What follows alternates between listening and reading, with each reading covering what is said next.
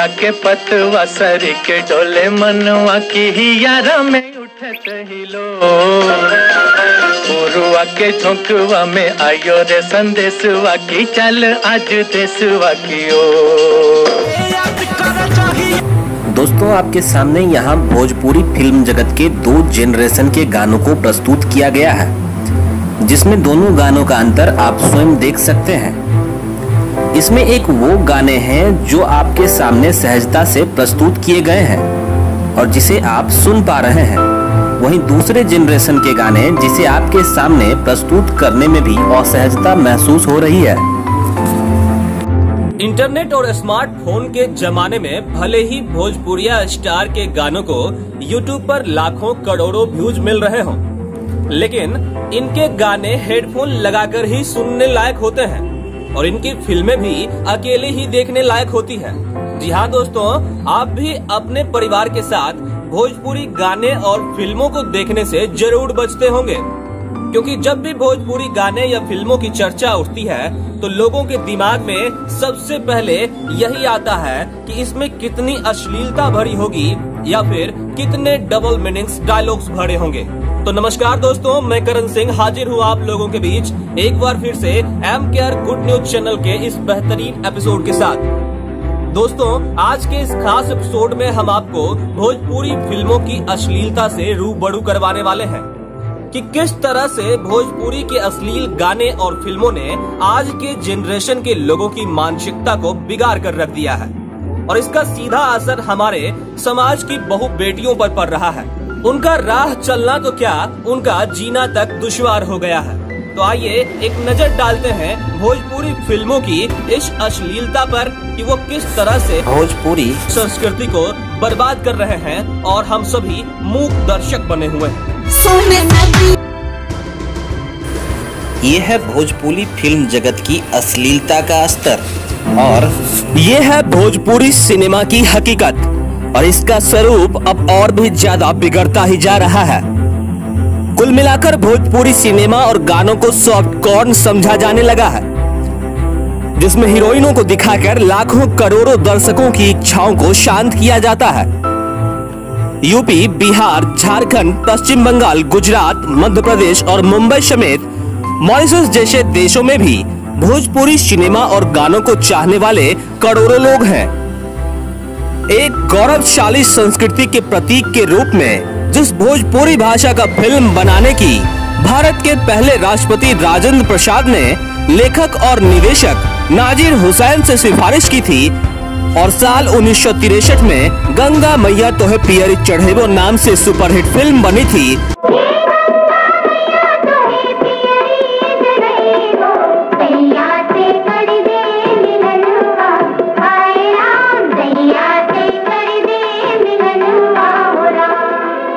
उस Bhojpuri cinema industry का स्वरूप अगले 50 साल में इतना विकृत हो चुका है कि यह सिनेमा के नाम पर अश्लीलता परोसने का माध्यम हो गया है।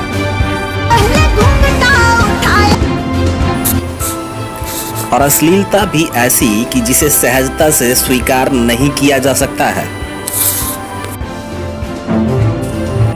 बीते 20 वर्षों में भोजपुरी सिनेमा इंडस्ट्री ने तेजी से विकास किया है, लेकिन इसे सबसे ज्यादा नुकसान पहुंचाया है डबल मीनिंग गानों ने, जिसने भोजपुरी सिनेमा की छवि को ही बर्बाद कर दिया और जो बच गया था वो रही सही कसर भी छोटू छलिया, गुड्डू रंगीला समेत अन्य गायकों ने पूरी कर दी और ऐसे ऐसे गंदे गानों और डबल मीनिंग एल्बमों को बनाया कि अच्छे अच्छे लोगों के नजरों में भी भोजपुरी सिनेमा का स्तर बहुत ही नीचे गिर गया।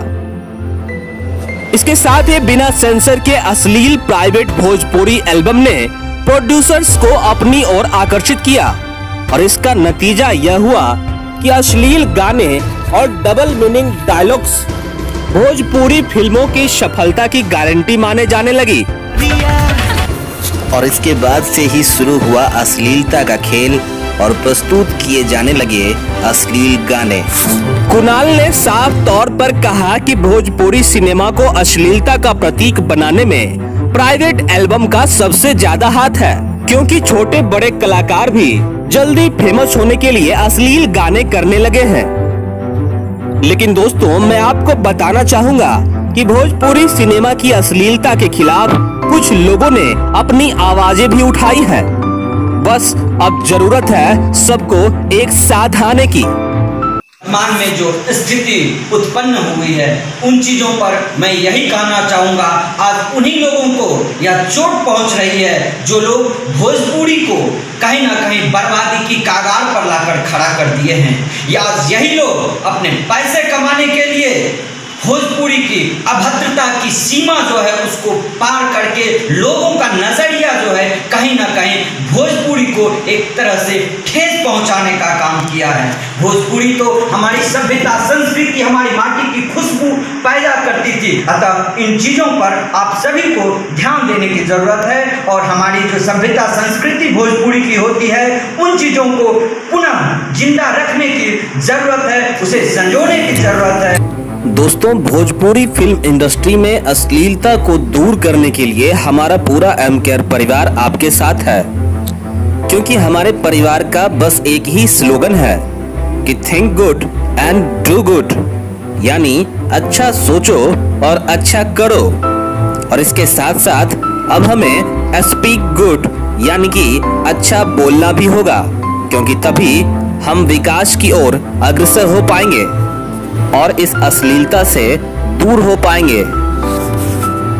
तो देखा और सुना आपने दोस्तों, इन सभी चीजों को देखकर मुझे राहत इंदौरी साहब का एक शेर याद आ रहा है जो काफी मशहूर भी है कि कहते हैं, लगे कि आग तो आएंगे घर कई जद में, यहाँ सिर्फ मेरा मकान थोड़े ही है।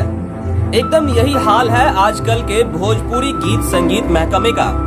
जी हाँ दोस्तों, भोजपुरी जैसी मीठी भाषा को परम अश्लील भाषा का दर्जा दिला दिया गया। लेकिन एक बार भी यह नहीं सोचा गया कि भोजपुरी भाषा और इलाका वहाँ के सिर्फ मर्दों का ही नहीं है बल्कि औरतों का भी है। जी हाँ दोस्तों, आपको यह समझना होगा कि भोजपुरी जगत का यह फूहड़पन भोजपुरी को कभी भी स्वतंत्र भाषा के रूप में स्थापित नहीं होने देगा।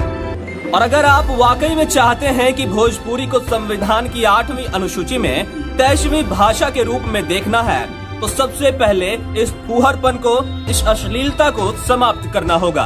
गंदे गीत को ना लिखने होंगे और ना ही गाने होंगे, क्योंकि मेरे दोस्त, अगर भोजपुरी बोलने और लिखने वाले ही अगर भोजपुरी की इज्जत नहीं करेंगे तो और कौन करेगा। हमारा पूरा एम केयर परिवार आप सभी लोगों से यह अपील करता है और खासकर भोजपुरी फिल्म जगत से जुड़े सभी लोगों से यह अपील करता है कि आप सभी भोजपुरी की संस्कृति को समझिए। इस तरह के गंदे गीत ना ही लिखिए और ना ही गाइए। यह आपका अपना चैनल है, इसे लाइक करें, सब्सक्राइब करें और इसी आशा के साथ हम आपसे लेते हैं विदा। M care good news channel, think good do good.